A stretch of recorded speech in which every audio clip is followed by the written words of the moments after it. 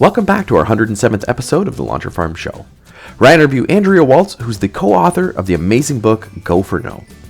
In this episode, Andrea and I talk about why no is a more important word than yes and how it can reshape your life. And Andrea shares how the right mindset is the foundation of growth and will help you remove the mental blocks stopping you from succeeding. And we talk about what you can do to track your success and how to create a baseline with a no goal that will help keep you motivated and stay on track.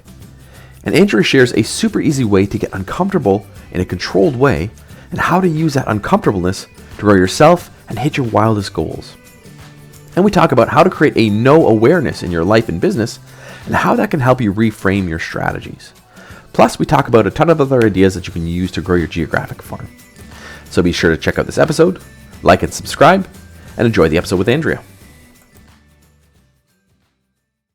Welcome back to another episode of the Launcher Farm Show. I'm your host, Ryan Smith, and today we've got a great guest. It's Andrea Waltz. She's the co-author of the book, Go for No, and I'm super excited to dive in and really have you share what you're about and how this can benefit agents. But before we do that, Andrea, take a second, tell us a bit about yourself and why you're here. Yeah, thanks, Ryan. I'm super excited to talk to you today. And so my background is that I have spent the last 22 years teaching people how to reprogram the way they think about failure, rejection, and hearing the word no, which is a really weird job. Yeah. So obviously, there's not too many people with this job, with this skill set. And I started it in partnership with my husband and co-author. He and I wrote the book Go for No together.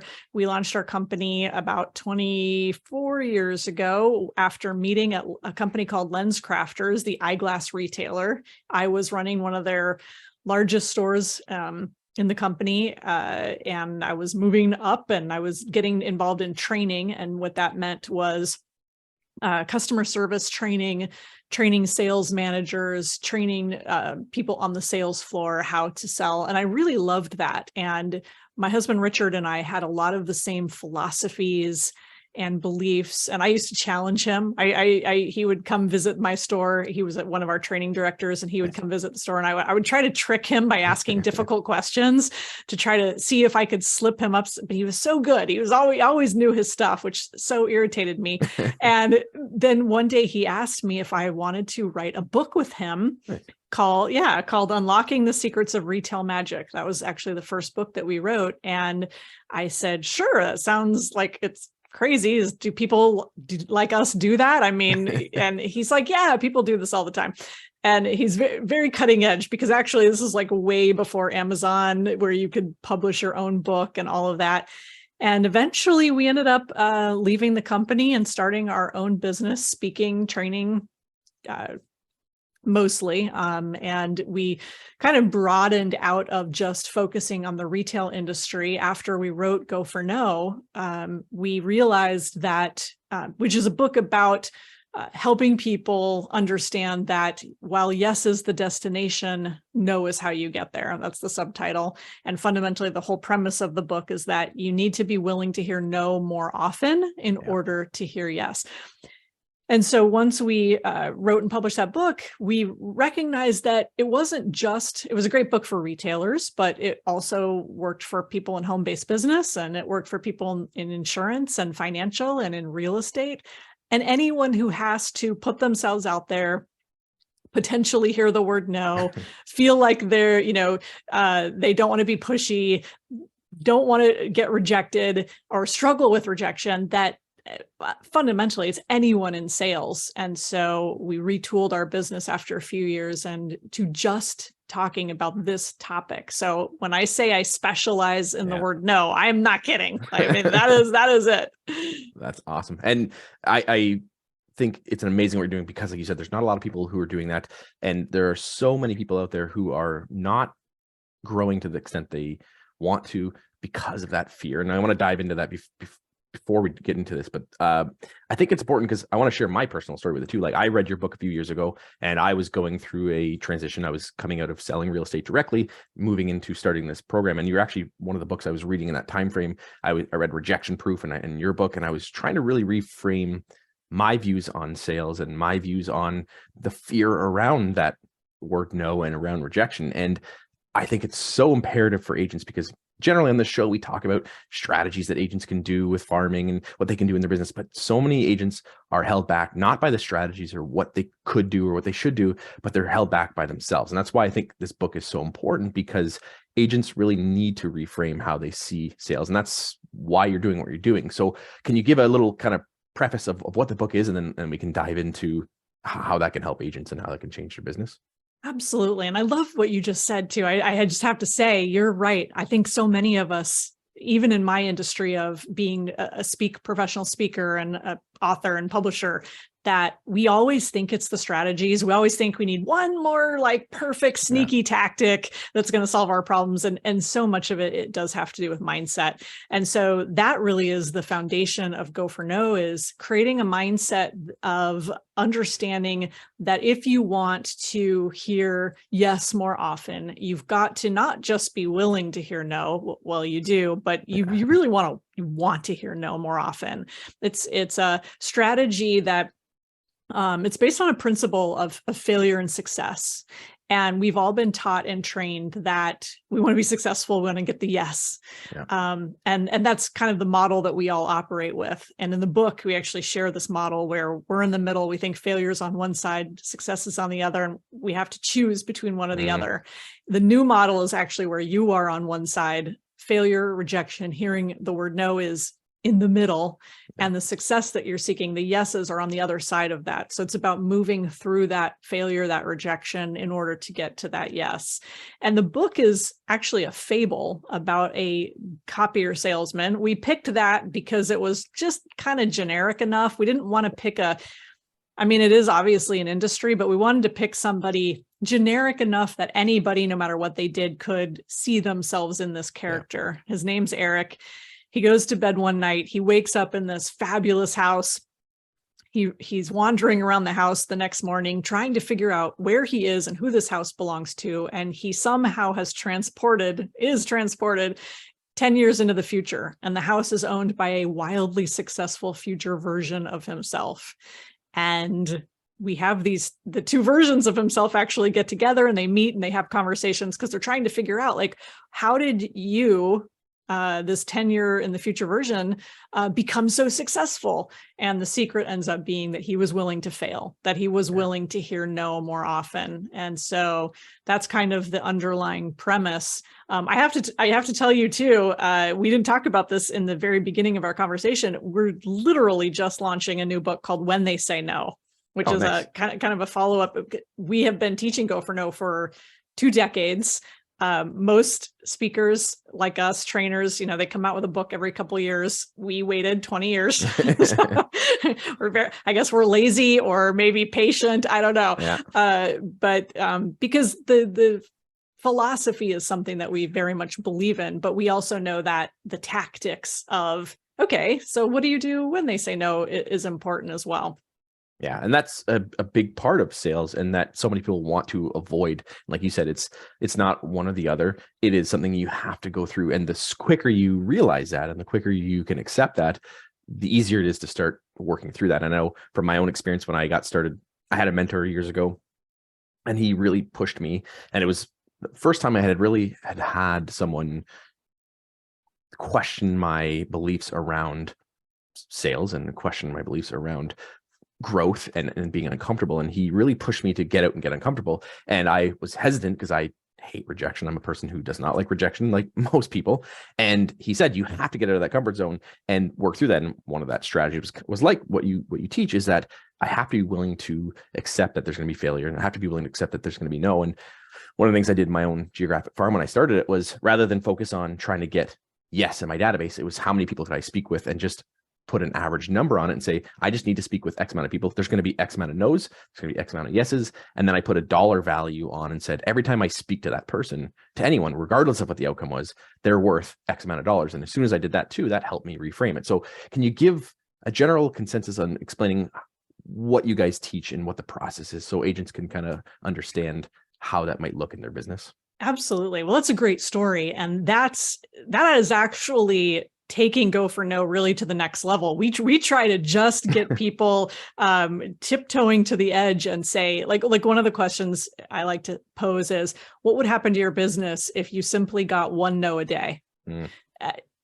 On average, one no a day, 365 days. What would happen during that process? How many yeses might you get along the way that you hadn't, just because, as you say, you step outside your comfort zone and you say, you know what, I am gonna just go knock on this door. I am going to drop some postcards out in my farm, in my neighborhood, and just see if people have an interest maybe in having coffee or whatever your strategies are. But it always comes down to asking, right? Yeah. But the process really is, first, create a no awareness. How many no's are you collecting?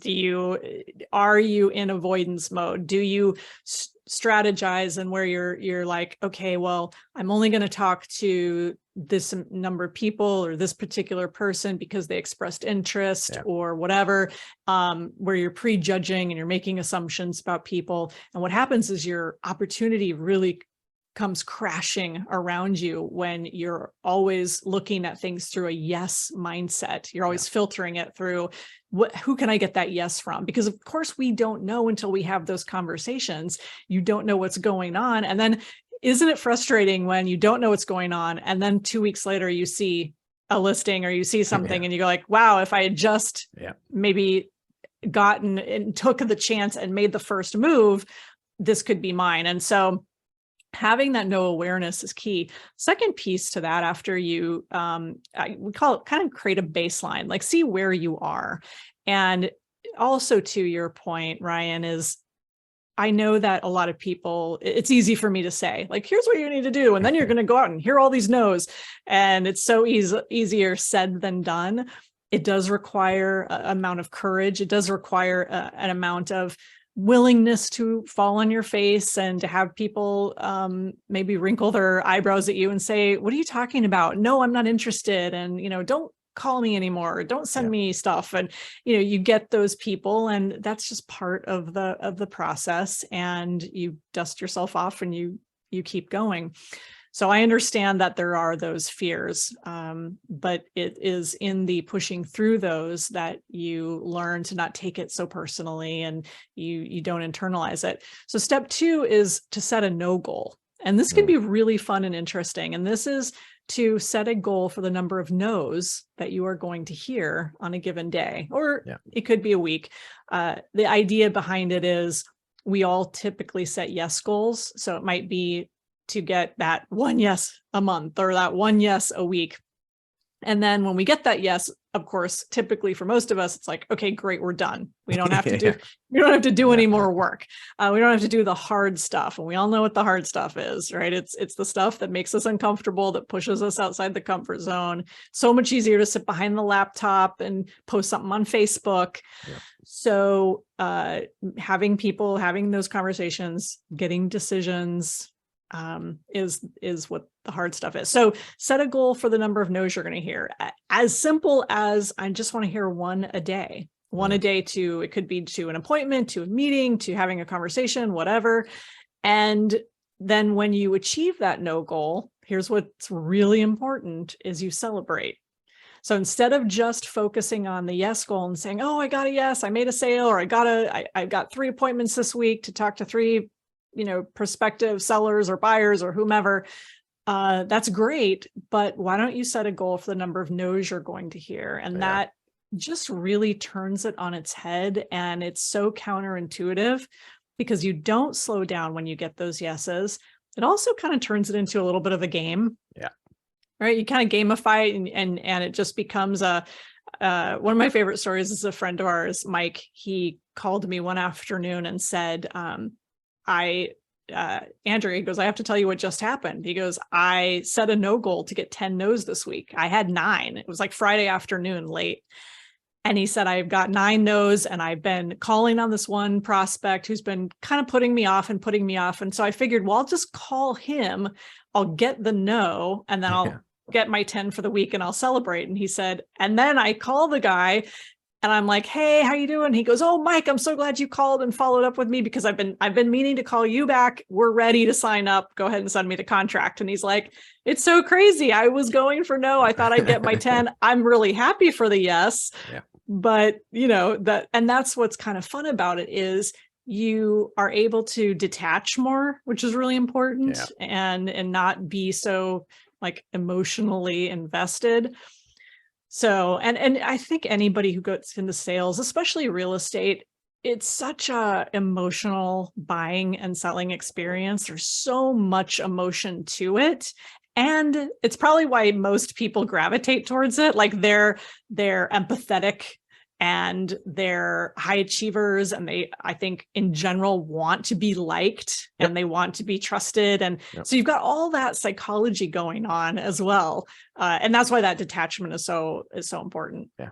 I want to add to that too, because I think it's important that agents realize that the significance is not in the yes, because so many agents will focus on, like you said, the yes.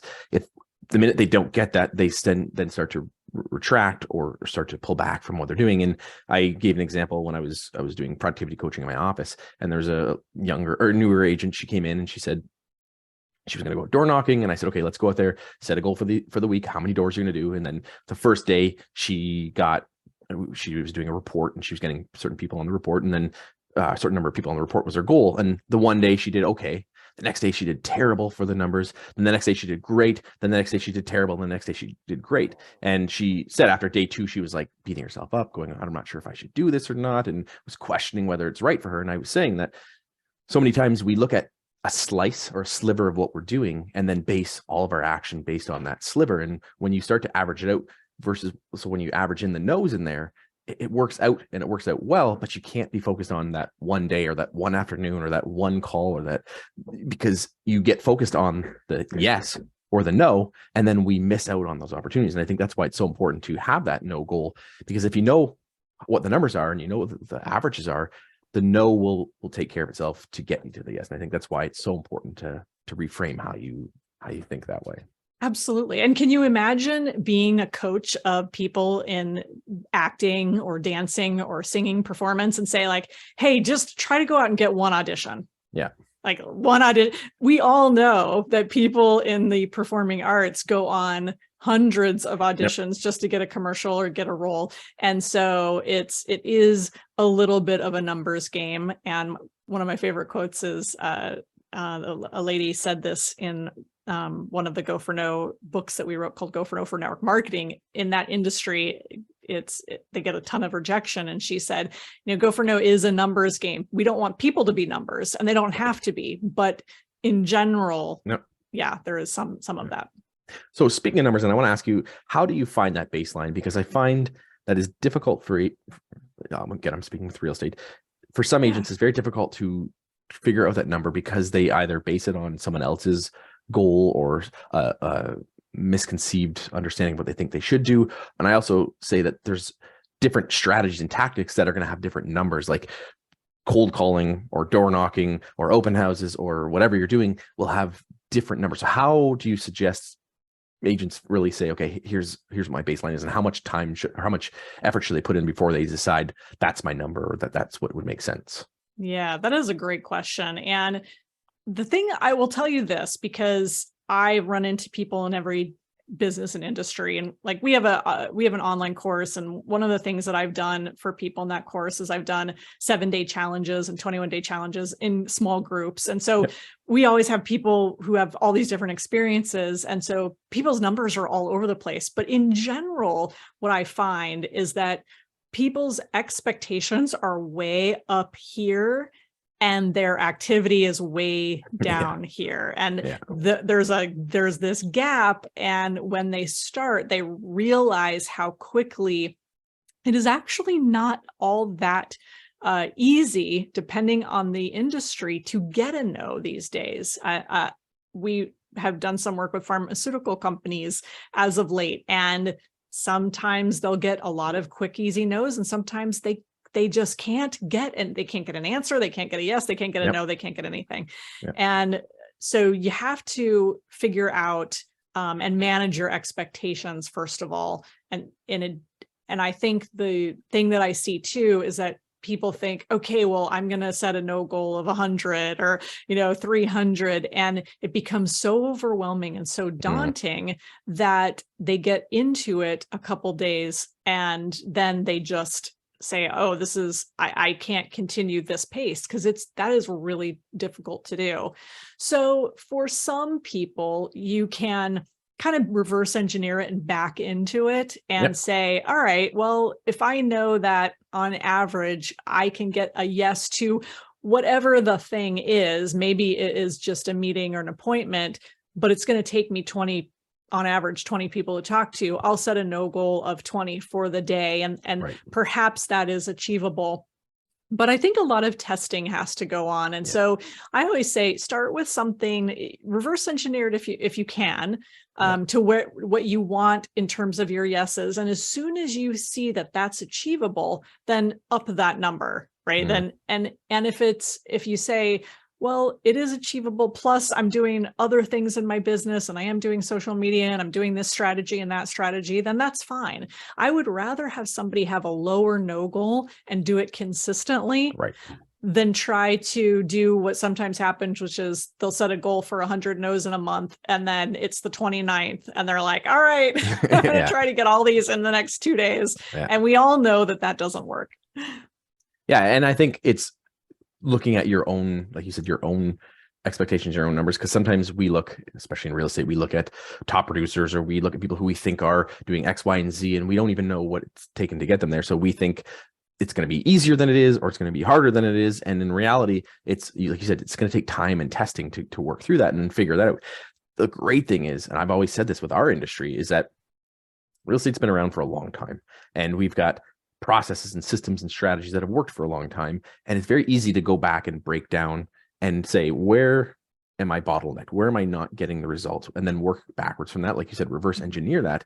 And we can see that there's some very simple places that we can adapt and adjust. So I think a lot of people look at the no as just one no. It's like, no, I'm not interested. And yet, like you said, there's kind of, is there a no up front? Is there a no for a meeting? Is there a no for I'm not interested in working with you? Is there a no for I don't want this offer? And it's figuring out what those no goals are for each one of those areas. And I think that will help you also really reframe and how to measure it. Does that make sense? Absolutely. And you do have all those different areas. I mean, one of the areas I feel like is such a missed opportunity for most small business owners, and real estate in particular, is some people are really good at it. Some people are not so good at it, is asking for referrals and making it very clear of how important referrals are. And, when Richard and I bought our house that we're in now, we've only been in it about 14 months. And I thought I would never refer our real estate agent because there's no one that I know. I don't know a lot of people in Central Florida, so I would never need to refer anyone. But then it turned out a few months after we bought this house that my dad was looking at property and decided that he wanted to move, which was so like out of left field. But our agent, he did a really good job. So obviously you have to fulfill your promises. And that's a big part of it. But he mentioned a couple of times how important referrals are. And I also, we kind of developed a great rapport and there was trust there and everything. And so he got that referral just for that reason. I think we just sometimes forget. And sometimes this is across all industries. I'm not sure how much it is in real estate, but sometimes it's like you get that yes. And then you think, well, I got that yes. I don't want to be pushy. I don't want to ask for anything else. I don't want to come across as like, oh, this still wasn't enough. But when you develop that relationship and you've built that rapport, it's okay to ask. People want to be asked. We just had somebody come and work on the garage door, repairing it. And at the end of it, I thought, okay, this person should go for no. They should ask for something. They should ask me to do a review on Google, ask for referrals, ask for something.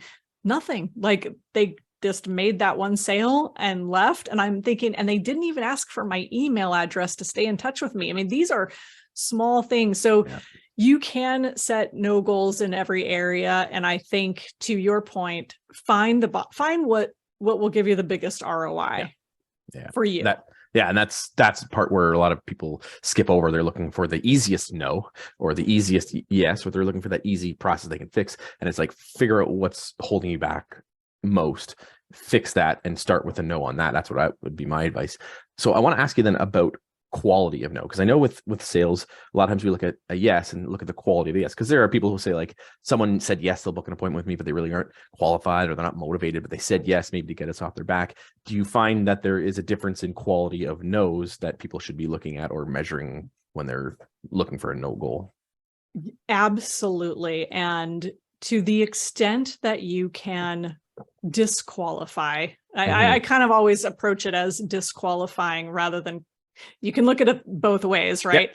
Yep. And if you can get a really, you want those yeses to be good, yeah. and you want to make sure that the no's you get are also good, right? It's great to get a good no when you find out that somebody isn't qualified, and if you're thinking that, well, I'm just going to spend the time with them because you never know, and this could be a future opportunity.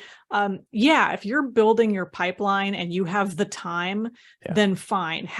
Sit down, have coffee with the person, ask them some good questions and get to know them. But don't fool yourself into thinking that having a lot of meetings with people who aren't qualified and getting a lot of yeses to unqualified prospects is going to get you where you want to be. You're just going to spend a lot of time having conversations that don't go anywhere, yeah. chasing potential leads that aren't going to go anywhere. So I would rather disqualify somebody quickly. If I was looking for sellers, I would rather, know, do you have any plans to sell your home in the next 6 months? And if they're like, absolutely not, yeah. then I'd be like, great, thank you. Mark that down. Yeah. And if somebody's waffling like, well, I don't know, my husband's looking around and we're maybe moving and this is happening, or we've got this transition, I would say, all right, who knows? This is one that this is a person that I should sit down with, because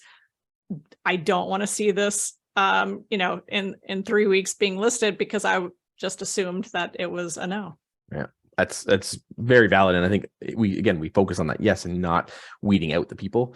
But I also think it comes down to a risk level, would be, in my experience, of like, people are afraid to ask and get that no. So they're afraid, like you said, the door person didn't ask. And it's like, if they just asked, there was probably a perceived risk in their mind of what if they say no. And it's like, the greater that risk, probably the better the quality that the potential yes is going to be. Would you agree with that? Absolutely. Yeah. Well said. I think the risk is the part that holds us back. And I know I can only speak from my own experience, that the scarier it is, the higher chance that it could turn into something.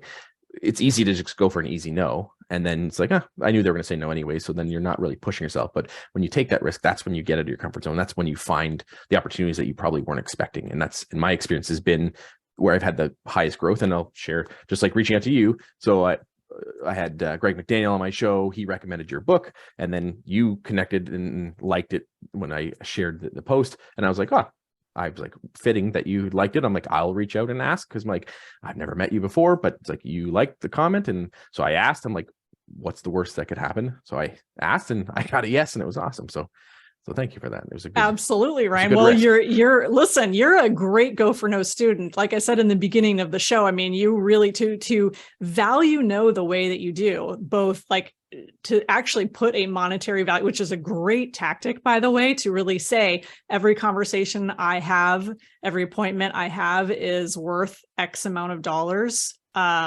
It is so brilliant. In fact, the first time we heard that, it was from a lady named Lisa Jimenez, who wrote a book called Conquer Fear. And she talked about how in her home-based business, she taped a $50 bill to her phone, and she realized that her sales averaged about $500 per sale. So she realized that every no that she got was worth $50. So if she would just pick up the phone and have those conversations, every no was worth $50, including the yes. The yes was also worth $50. So it wasn't just no's were horrible, no's had no value, and then the yes was 500. Everything that she did had value. And so that is as I'm saying, it is kind of a next level strategy. Also, to your point about the risk, one of my favorite quotes from Jack Canfield, who wrote the Success Principles, and he's one of the authors from the Chicken Soup for the Soul series. Yep. He said, we interviewed him for a Go for No movie we did about a decade ago, and Nice. he said that self-confidence is the successfully survived risk, that's how you build self-confidence. And so when you survive those risks, when you go for it and you realize that you didn't die and the person didn't, stab you with a fork or something, that it worked out, you go, oh, okay, I survived this, and you get a little bit more confident, and then you get a little bit more confident to the point where that's how it builds, that's how it grows. But when you're always fearful and you never try, then again, you're always shrinking back to that narrowest of comfort zones. Yeah.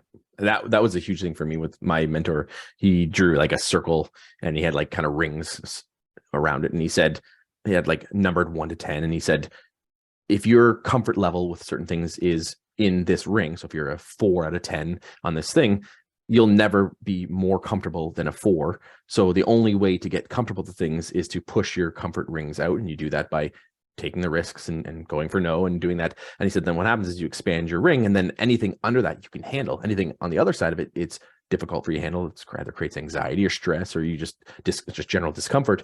And he's like, so the goal is then just, how do I push my rings out further and further and further? And that's where this go for no strategy is so important, because rather than focus on I'm only looking for that, yes, you're looking for the uncomfortableness, and you're looking for that growth opportunity. And the further you can push that, the more comfortable you're going to be with it. And then the more yeses you're going to get by default. So true. And I think it's funny that people listening to this are probably thinking like, okay, great. So you guys are just saying like, be uncomfortable. And yes, yes, you have to kind of get okay with the feeling, and the feeling passes. Same with rejection. There's been studies done that rejection is literally like a pain signal. It does feel painful. And if you've ever had been broken up with, that it feels literally painful, right? Yeah. That bad breakup feels painful. And we are biologically wired to not get rejected. And so we're biologically wired to fear that rejection and to avoid those feelings. But when you kind of focus on the feeling, processing it, feeling the sting, feeling the pain, feeling the anxiety, and your brain, of course, freaking out, going like, oh my gosh, you're such an idiot. Why are you doing this? This is very dangerous. And then let those feelings move through you. Yeah. You learn that the feelings are transitory, that you don't always feel that way. And so you start to get that. It's the same like with speaking on stage. Oh my gosh, Richard was the speaker of the two of us forever. And I could barely put 2 words together. I didn't want to go on a stage. So I booked him. He did all the training. And then I eventually, when we started just focusing on Go for No, I was so passionate about it that I started doing teleseminars back before cameras and everything. And I got really good and really comfortable with that. And then I finally started speaking on stage, and I was terrified. I was terribly nervous. But then after a few minutes, the feeling of the nerves goes away and you get into a rhythm. And so it's the same thing with those risks like you're talking about. Yeah. It's so important to push through that. Just like going to the gym. I started going to the gym. It's been a year since I've been going to the gym. I started in January, and that first week was the worst. Second week was a little bit less worse. Third week was better. And now I'm 6 weeks in. It's like, I got this. And it's that pushing through the part that you don't like to get to the other side of it. And I think it's very important to stick with that. And I think one of the things you mentioned earlier was gamifying it, because I think that's a way for someone like myself, others I'm sure out there like that, when you can gamify it, it becomes easier to, and again, in my experience, to stick with it and to see opportunity. So what ways have you seen people gamify the no strategy? Yeah. So one of the things that we did during the pandemic was we created a Go for No 21-day challenge workbook, and we created like these worksheets. But I mean, people have made all kinds of their own charts, and sometimes it's just have 100 boxes and they're going for 100 no's in a month or something, to, pretty specific, like easy asks, the type of thing where you get a lot. The workbook has a bunch of boxes and things, and you write in your no goal for the day. Then you write in what you got for the day. We have one, and this is kind of fun, actually. We have a space for a big fish. So every day you write in the name, or it could be like an idea of somebody. Like if you're in pharmaceutical sales, going after a doctor at some office or something, but it's a big fish. So it's that big scary no that you've been talking yourself out of. And when you actually write it down, I think that's the way to gamify it. I haven't come up with, I haven't spent the time and the effort to come up with like the killer app for this. So I'm kind of old school in terms of writing everything down, because I also think that proximity in terms of creating a habit. I get asked all the time, like, how do you make Go for No a habit? How is it top of mind? How do you not forget? And it is easy to forget. That's why gamifying does help, is have that little chart of thing, or have that little, if you're somebody who makes a to-do list, it's just write down your no goal every day, and don't make it so overwhelming. Just get 1 or 2 or 3 no's for the day and celebrate those when you do it. That's the big thing with gamifying too, is that celebration is rewarding yourself for the behavior, not just rewarding yourself for the result. That is so true. And it's funny because we were doing this with my old business partner. Before I read your book, we were doing these things, and that's how we grew as quickly as we did, because we would gamify regardless of what the outcome of how many yeses we got. Our goal was how many people could we speak with regardless if we get yes or no. And it was then we liked the no's. That's how we then came up with a dollar amount per door. And then we go, okay, how can we increase that dollar per average door by getting more yeses? But we focused on, it's just, as long as we speak with X amount of people, that was what we did. And then we would gamify it, we would track, and then we would challenge each other, and we would push each other to keep getting more. And before you knew it, all of a sudden we were getting success, and people around us were like, how are you guys doing this? And I tell people, like, well, you got to track it. You got to write it down. You got to set your goals. You got to be accountable. And a lot of people don't want to do that. So how do you help people, or what do you say to people who are going, I don't have the time or the energy or the work to really sit down and figure that out and track it? What advice would you give to people who are like thinking that way?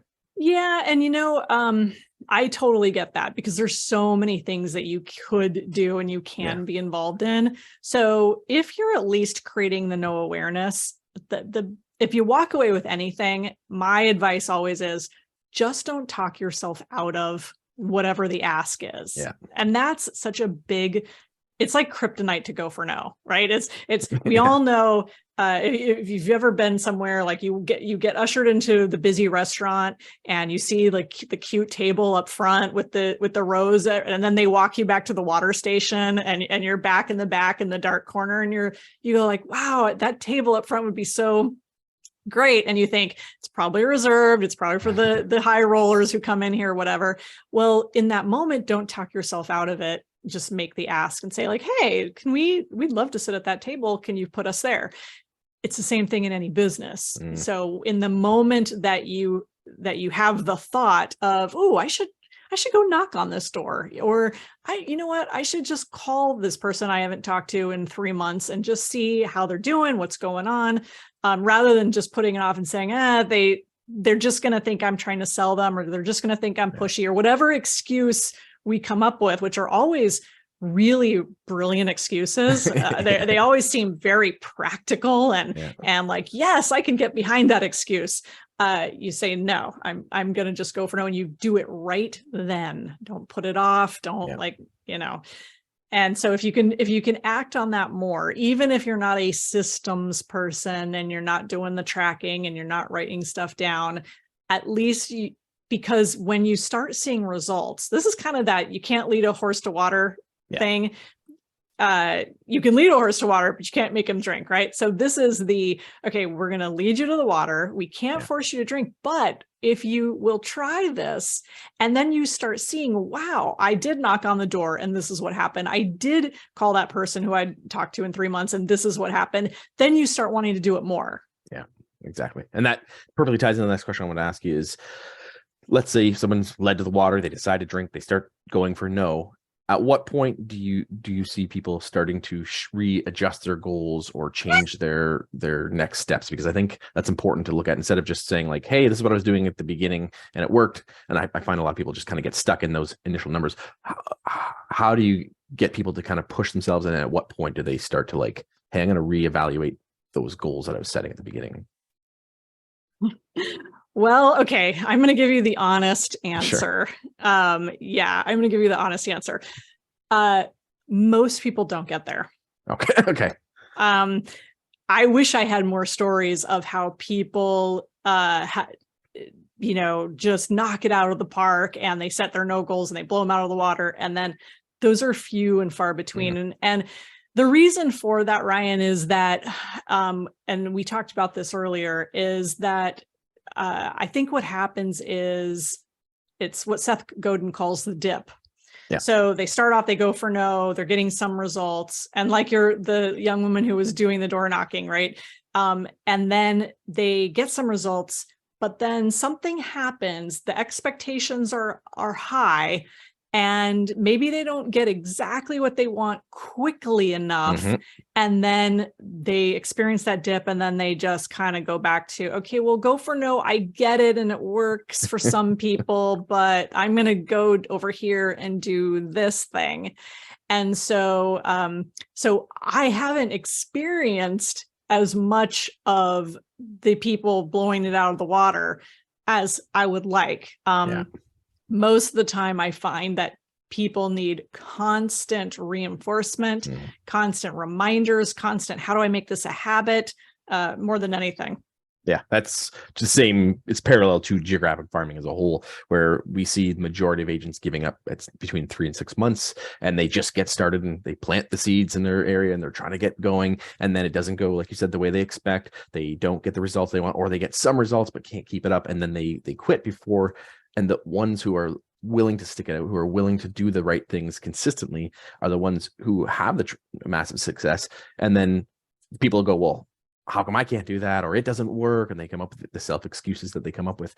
And it's like, if you just stuck with it, and it doesn't have to be these massive goals. Like you said, it's those small things just consistently is what's going to get you the results. And I've done 100+ interviews on the show, and I was asked the last piece of advice. And the number one most consistent thing with the people who are doing top producers is just show up and be consistent. And it's like not some magic pill. It's not some miraculous strategy that no one's ever heard of. It's show up and be consistent. And if you do those things, the results will be there. And it's the same with if you are consistent with the going for no, the results will be there. And I know that if agents are committed to that, they will see the results. It's just the commitment is the big part in sticking with it. Well, absolutely. And we talked before we even started the show about how I've noticed somebody who is doing farming in our neighborhood since we moved here just over a year ago. And she sends things out. And even though we have our agent that we like so much, if for some reason he wasn't available or out of the game or whatever, this is the person. I mean, she knows this neighborhood. And so she's already, I see her as a completely trusted expert. She knows what the homes are selling for. She knows all the features and benefits of the neighborhood and the community. And of course, everybody's always concerned with the school districts and all that kind of stuff. And so having that expertise, I think, is powerful. And everything takes longer than you think, right? Everything takes longer than we want it to. We think things will go faster. You know, again, people think like we wrote Go for No in 2000. Here we are. It's 2023. I keep thinking it's 2022.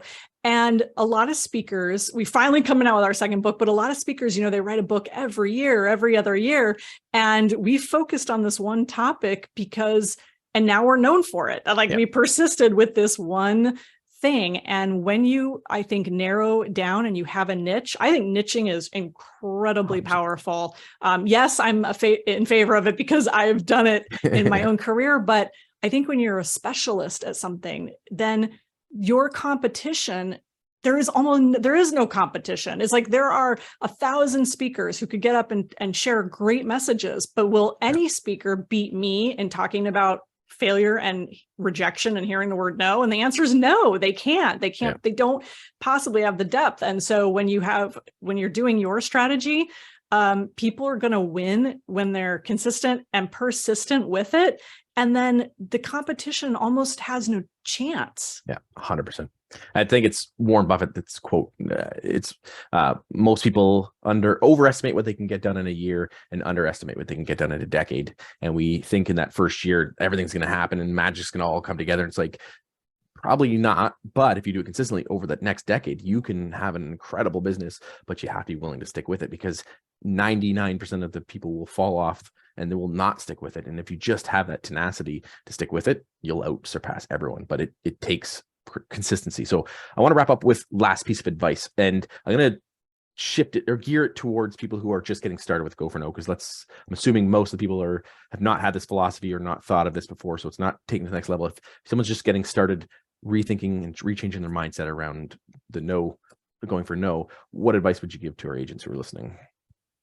Yeah, I guess I'll kind of rehash a little bit of what I said earlier about, if there's, it comes down to having the courage to ask. And if there was any piece of advice that I leave people with, it's always when you have those things firing in your brain that tells you don't ask and don't do it, and you're talking yourself out of it, that those assumptions and prejudgments are going to limit you. Those are the biggest limitations. And when you just get into a mindset of, I have nothing to lose, I don't have this deal now, I don't have this relationship with this person now, so I have nothing to lose by asking, and then reinforce your behavior when you ask. Give yourself a pat on the back, do some kind of reward so that you'll repeat that behavior, because it really, I think,